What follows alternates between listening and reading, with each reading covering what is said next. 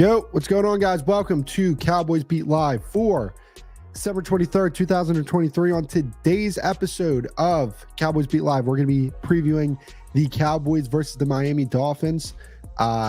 We are 2 days before Christmas, guys, so I hope everybody is having a very good holiday season.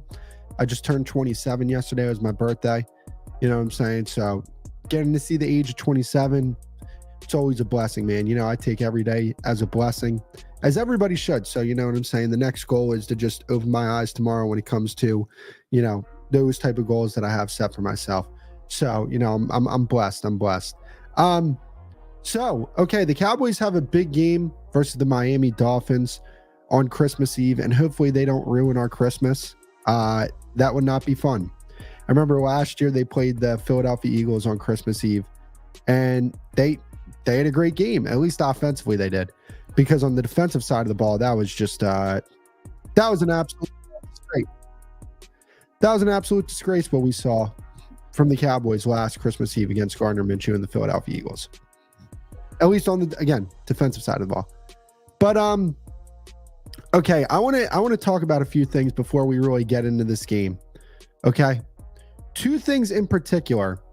One, I want to talk about Micah Parsons playing off-ball linebacker. I've talked to guys like Okoye about this. I've talked to Jay Tuck. Law Nation agrees with this. I want Micah Parsons to play more off-ball linebacker. And I'm not saying that he should be like a 70-30 off-ball linebacker. Nobody's saying that. But when you look at the Cowboys on the second level at linebacker, they're just not physical enough. Right? People are like, oh, well, you know, that'd be out of position for Micah Parsons. He's a defensive end. You have safeties playing linebacker for you. And Micah Parsons has experience playing linebacker. As a matter of fact, some of his best football of his entire career was him playing off-ball linebacker. Like, I still believe that Micah Parsons had his best season as a rookie. And as a rookie, he played a lot of off-ball linebacker. And he was very effective doing so. You know? I mean, look, it's a shame what happened to the Cowboys and their linebackers this year, because I really think DeMarvion Overshown was going to be a player for them this year. I mean, you saw before he got injured, he played 6 snaps that game, had 3 tackles. This was going to be a really good player for the Cowboys this year. Like, as a rookie, I think he would have made an immediate impact. But he got hurt. You know what I'm saying? It's unfortunate that that happened, but it's what happened. Leighton Vander Esch got hurt, out for the season. It's unfortunate that it happened, but it happened. So now your linebackers right now are an inexperienced Damone Clark, who he's all right. Damone Clark's all right. He's an all right player. You know, he's nothing special. I mean, I look at him as just slightly above average. And you know, Leighton Vander Esch wasn't some great player either. You know, Leighton Vander Esch, again, I wouldn't say he was a slightly above. I would say he was an above average football player. He was an above average linebacker.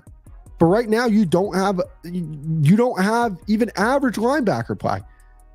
I mean, look, Bell has done some really good things as a weak side linebacker. But when teams decide we're going to get to the second level and put hands on Marquise Bell, it's usually a rough day for the Cowboys in the office when it comes to run defense. It just usually is. It's unfortunate that it has to be like that, but that's the way it has to be. They don't have a true Mike linebacker on this team outside of Rashaan Evans. But they don't want to play Rashaan Evans for some reason. Rashaan Evans is a legitimate Mike linebacker.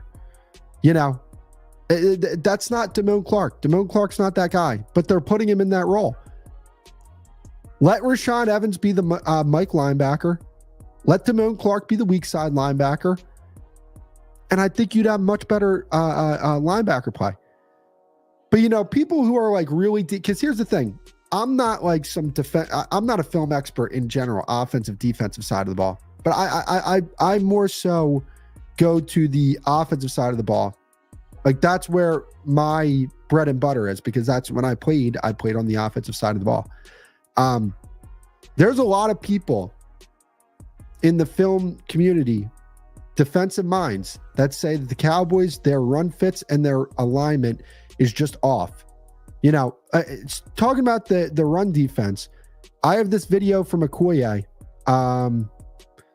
Let's see if we can get it pulled up here. Because I'm doing TikToks now with Okoye. He's sending me over some stuff that I can put in videos, and I want to play this for you guys because it talks about the Cowboys' run defense. So here we go. The two things the Cowboys can do to help their run defense is one, set the edge a lot better than they have been. You can see Washington in the Dolphins game set the edge. I call it edge control. If we can maintain edge control using the personnel that we have, we definitely can stop the run on the edges anyway. And then also allow Rashad Evans and Micah Parsons to rotate at middle linebacker due to the fact that they're both first round talents at linebacker. So there's no problem with the Cowboys stopping the run. There's more of a problem with personnel usage. I think that's fair. Personnel usage, again, Micah Parsons as an off-ball linebacker more. Not saying that should be his main position. No. Like, he should get more snaps on the edge than he should at off-ball linebacker. And, like, the argument that people make is that, oh, well, if you have Micah Parsons as an off-ball linebacker, they're just going to throw the ball on you. Okay, so in essence, you're stopping the run. The only thing you have to do for teams to throw the football more is put Micah Parsons as an off-ball linebacker. So in essence, you're stopping the run. And it's not like the Cowboys don't have pass rushers outside of Micah Parsons. Outside of Micah Parsons, they have plenty of pass rushers. They're just not giving them reps. Dante, Dorrance, Sam, these guys are pass rushers. They can rush the passer. I mean, you see what's his name? Sam Williams did to Jordan Mailata, where he smoked him off the edge and caused a fumble, sacked Jalen Hurts for a strip sack fumble. He can rush the passer. And look, he's had some really good reps against some really good players in this league. He beat Penei Sewell one-on-one off the edge. Penei Sewell is one of the best offensive linemen in the league. Last year when they played Detroit, he ate him up.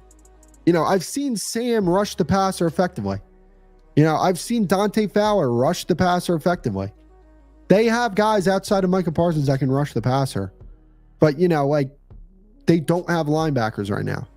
They don't have, Rashaan Evans, yes, he's good. But for some reason, they don't want to play him.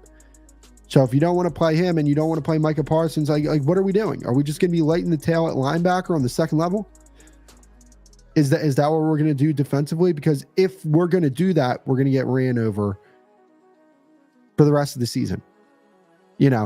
But also I got to ask the question this, Hankins not being there, that is something. I'm sorry, 266 yards is just unacceptable. It's just unacceptable. If Hankins was there, would they have done better in run defense? Yeah. But I mean, you let up 266 yards. It's not hard to do better in run defense when you add one player to the level of Jonathan Hankins. But it'd still be an absolute field day on the run from the Buffalo Bills. So, it's a conversation that is hotly contested within Cowboys Nation, but you can go one way, you can go another way. My way is I just want to see more reps from Micah Parsons at linebacker. I'm not saying that that's his position for now going forward. I'm just saying I just want to see a few more reps. That's it. Give me 20 reps, 20, 30 reps of Micah Parsons as an off-ball linebacker, right? Because I was talking to Okoye about this. If you have Micah Parsons as an off-ball linebacker, think about this, right? Okay. He gets a tackle for loss that, backs the defense up 4 yards. That's just as impactful as a sack, if not more impactful, because here's the thing, right?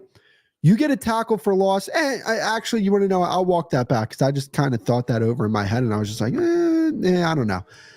You get a tackle for loss, right? -4 yards on like a first down. Now it's 2nd and 14. Guess what happens? That's an obvious passing situation. So guess what you get to do? Put Micah Parsons on the edge. You get to put Micah Parsons on the edge and rush the passer. Like, I don't know. Maybe I'm just crazy. But another thing I want to talk about is the Cowboys' road struggles, guys. They're real. They're real. And look, I want Emmanuel Acho and all those guys Joy Taylor and Bart Scott and all them, I want them to shut up as well when it comes to the Cowboys' road struggles. I do. But the problem is they give them material to go off of. The Cowboys struggle on the road. It's unfortunate. I hate that this has to be the case, but it just is. And we can look at the Cowboys are 3-4 on the road right now. If you go over their 3 wins, it's the Giants, which, I mean, the defense and special teams balled out that game. Thought the offense was fine that game. The offense was fine. So I'll give them that. That was a convincing road victory. Outside of that, where are the convincing road victories for the Cowboys? Is it in LA versus the Chargers? That wasn't convincing. 20-17, you put up 20 points on one of the worst defenses in football. Now, here's what I will say. The offense was starting to, go in a different direction when it came to this team. The offense was starting to go somewhere after that LA Chargers game. But then, to me, right, you look at the other road victory that they had, the Carolina Panthers. I know that the Cowboys won by 23 points that game. I think it was 33-10 that game or something like that. I wasn't that impressed with the Cowboys' performance that game. I just wasn't. Some things broke their way against Carolina. They had... Look, Carolina had some life in that game. So, to me, I need to see the Cowboys put together a solid road performance. Now, I'm not asking you to go into Miami and blow this team out. That's a very difficult thing to do. But what I'm saying is go in there and just get a win. Get a win. They're a good football team. What is it? Miami's a good football team, right? You go in there, you get a win by 3 points. It doesn't matter. Doesn't matter how the margin of victory for this game. If you're the Cowboys, it doesn't matter to me. Just go in there, 31-28. I'm fine with that. You win 20-14. I'm fine with that. Just go and win this game. Go and win this game. Now, one thing that I will say is something, again, another hotly contested topic amongst Cowboys Nation is that people are saying this game doesn't really mean that much because the Cowboys can lose and still win the division, which is true. Look, the Cowboys could go 3-0 and lose this division. Cowboys could go 2-1 and win this division.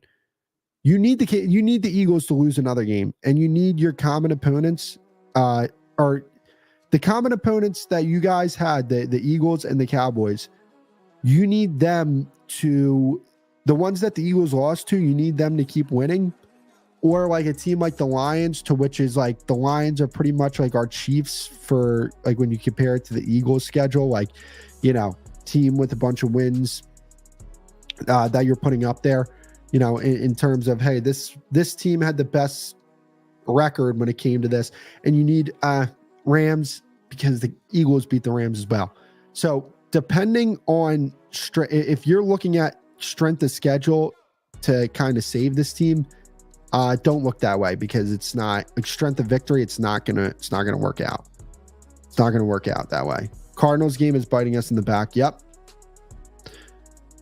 Needed to win that football game. I'm just going to be honest with you. You needed to win that football game because now you're starting to see, why that game was so important, which is why every NFL game is important. So this whole thing where it's September football, it doesn't matter, wait till after thing. No.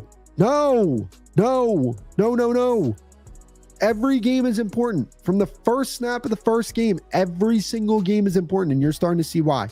Because now your destiny is not in your hands. It's in the Eagles' hands. They got to fumble the rock here, and you got to win 2 of your last 3. You do that, guess what? You win the division. You get to host a home playoff game. I think you can go 2-1 in these next 3 games, but it depends. Are the Eagles going to lose? I think they do.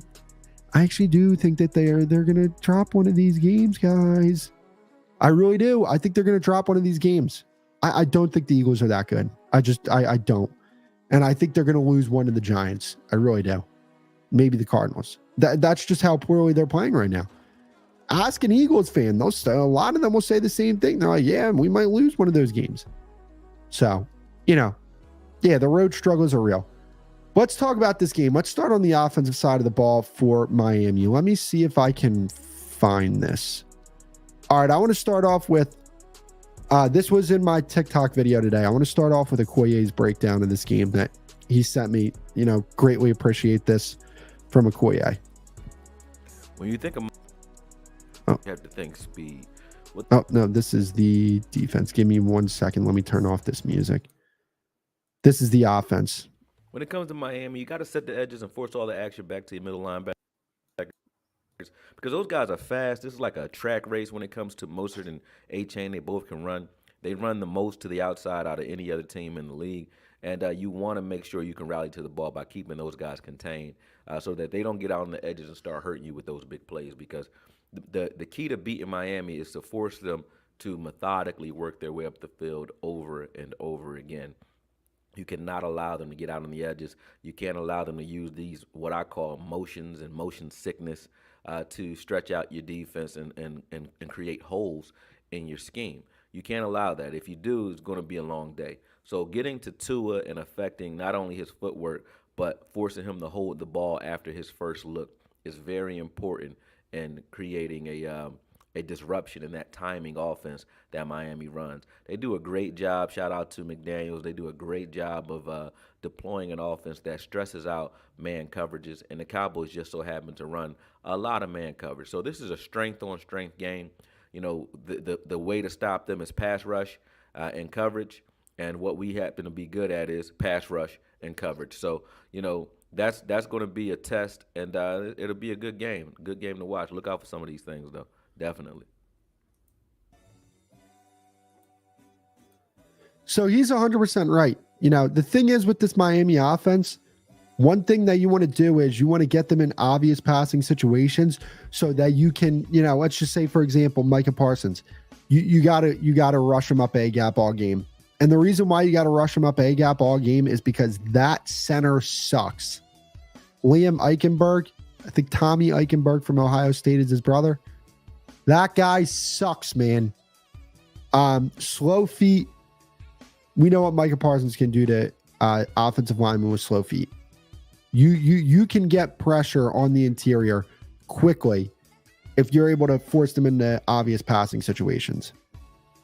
You got to get Tua off his spot, because if Tua drops back, hits that third or fifth drop or step in his drop back, plants his foot in the ground, and fires that ball out, it's going to be a long day for you. He's going to pick your defense apart. And this is a guy that can fit the ball into some really, really tight windows. It's very impressive what he's able to do in that first level of the field. First level. The first level of the field.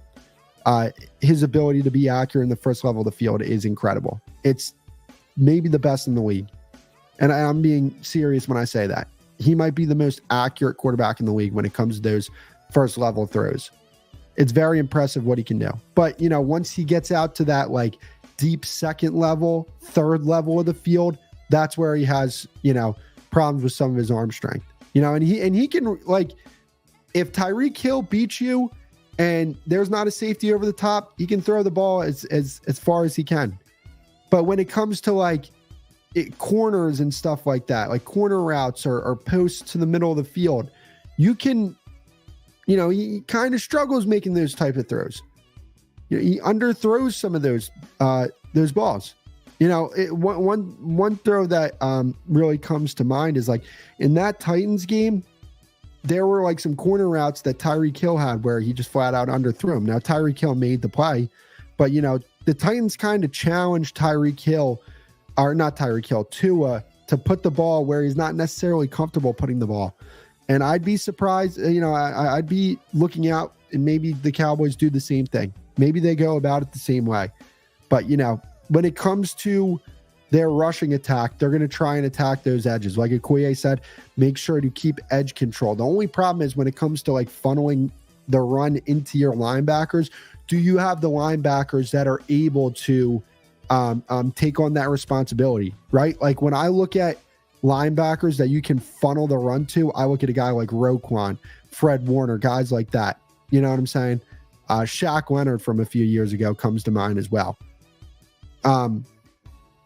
So when it comes to that, do you have a linebacker that can do that? Yes, you do. Yes, you do. And it doesn't need to be like those elite level players for you to funnel the run into certain linebackers. Rashaan Evans is more than capable of doing that, right? Funnel it back into Rashaan Evans. I mean, Rashaan Evans had like 140 tackles last year. So the guy still has it, right?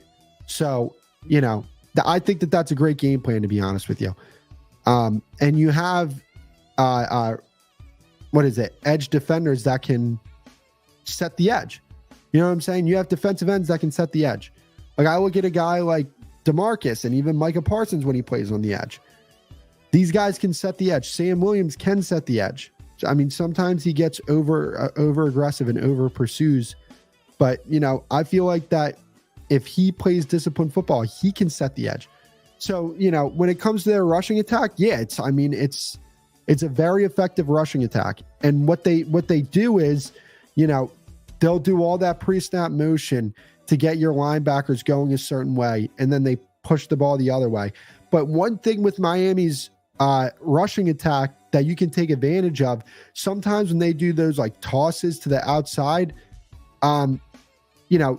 if you could take advantage of that and try and get a tackle for loss, that'll be critical because some of their run plays take a little bit to develop. And if you're able to, stop the development of that play at the line of scrimmage or behind the line of scrimmage, that's where you can have some success. Like, for example, let me find this. Hold up. Let's see this. Right here, right? You see this play right here? Big time tackle for loss. See that? Yeah. Edge defender is able to maintain containment. Tackle for loss. You can make things like that happen when you go up against the Miami Dolphins. So, am I worried that they're going to gash you on the interior? I'm not, just because their offensive line's so banged up. It's not a good unit right now. Connor Williams was their center. We all know Connor Williams. We all had a certain opinion about Connor Williams. Some people, they were like, yeah, you want to know what? Connor Williams is fine. Then some people are like, man, this guy sucks. But he was a very good center for the Miami Dolphins, and he's not playing for them right now. He got injured. So, can your interior hold up against their interior? Yeah, you can. Am I afraid that their offensive linemen are going to get to the second level and reach these linebackers? Not really. Not really. So you're going to have to really keep containment against these running backs if you want to have success in run defense. And, when it comes to the offensive side of the ball, did I play it yet? All right, here we go. Here's another one of the videos that Okoye made for the TikTok that we talked about earlier. Let me pull this up. What I like to do on defense is control the middle. When you think of Miami, you have to think speed. What they like to do on defense is control the middle of the field by helping out those defenders in the middle, forcing tight window throws or one-on-one matchups outside to the strength of their secondary, which is those corners and Xavier Howard and Jalen Ramsey.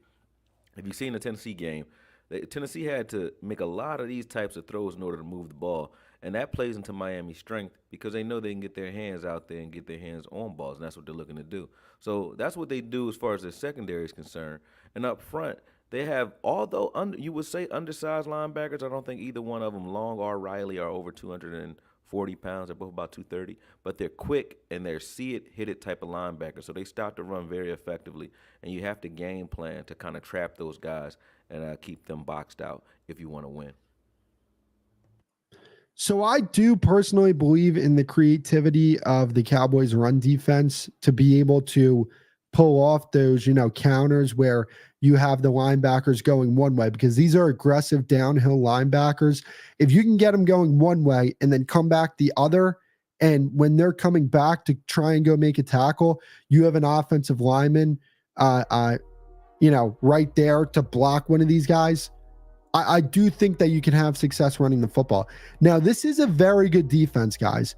Ever since Jalen Ramsey has returned, they're like the number one defense in football. They have guys at every level of the field. Wilkins, Chubb on the defensive line, Long, Riley on the second level. I'm not sure if Javon Holland's playing this game, but he's a really good safety. They got Ramsey and Xavier Howard on the outside. And the way they run their defense, they want you to throw at Jamie and Xavier Howard. They take away the middle of the field because they have so much trust in those guys on the outside that they force you to throw to those guys on the outside. Now, what's a way you could potentially combat this, right? I try and play CeeDee Lamb in the slot. Now, Jalen Ramsey's going to travel. He'll go in there and play slot corner. He's capable of doing that. But at the very least, if you're taking Jalen Ramsey off the outside and they want you to throw to those outside cornerbacks, you just got to believe in your outside receiver's ability to win. Now, the problem is who's going to be that outside receiver, to the opposite of Brandon Cooks. Is it Gallup? Is it Tolbert? I'm going to be honest with you guys. Neither of those guys have really impressed me when it comes to Gallup and Tolbert. Gallup, I just, he's a spot player. He'll make a play for you here and there, but he's just not reliable. It's a shame to see because Michael Gallup was a very reliable receiver for a majority of his career. It's just at this particular moment, he's just not that guy anymore. And it's a shame to say. It's a shame to say. But, I mean, it just is what it is at this point. We got to call a spade a spade. And, yes, I know the Cowboys are paying Michael Gallup, but, Jalen Tolbert's to step up this game. I'm just being 100% on you guys. Jalen Tolbert's going to have to step up. And not only that, CeeDee Lamb's going to have a big game. CeeDee Lamb's he's got to win on the line of scrimmage. I mean, he's got to have a good game against Jalen Ramsey. Because if he's able to have that upper hand on Jalen Ramsey, that's going to do a lot for your offense. So, to me, the keys of this game are CeeDee Lamb's got to have a big game. He's got to be able to win against Jalen Ramsey, which is hard to do because Jalen Ramsey is incredible. They got to run the football effectively. And I think I think they could do that if they want to. I really do. Defensively, I think that you got to get these guys in the passing situations, whether it be 2nd and long or 3rd and 5+, got to get them in the passing situations. And you got to make sure that, they're not, Tua's not dropping back, firing the ball out in, less than 3 seconds, because he's very effective, man. He's very effective when he does that. Hits that 3rd, 5th step in his drop back, fires the ball out. Now, do I think that, I think that honestly, because we just wrapped up, wrapping up both sides of the line, both sides of the ball here. I think that, Miami's going to stray away from developing vertical routes down the field due to the fact that their offensive line isn't good at all and the Cowboys pass rush is incredible. I think that a lot of their deep shots are probably going to be one read deep shots because of their inability to block. So, do I think that this is going to be like a track meet for Miami? I don't know. Track meet, and those guys, we talked about CeeDee Lamb's got to have a big game. To me, like Stephon Gilmore and Deron Bland got to have big games, guys. They got to have big games. Who goes where? I just go with Stephon Gilmore on Tyreek Hill. And I don't love that proposition. I just don't. But you want to know what? I think at the very least, I think Stephon Gilmore's going to understand the challenge when it comes to Tyreek. And I think that, look, to me, I don't think Stephon Gilmore is a guy who's just going to get lit up. Even by a Tyreek Hill. Will Tyreek Hill have a game over 100 yards? There's a very real possibility that happens if Stephon Gilmore is covering him. But at the end of the day, what are you going to do? This guy is one of the best receivers in football.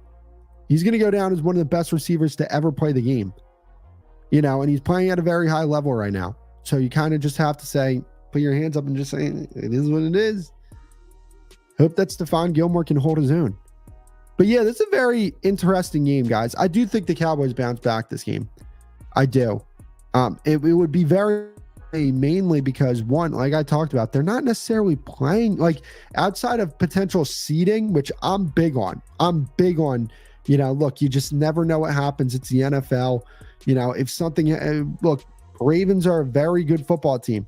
Let's just say a Christian McCaffrey goes out, against the Ravens and they lose that game and he doesn't play against the Rams in their upcoming Rams game.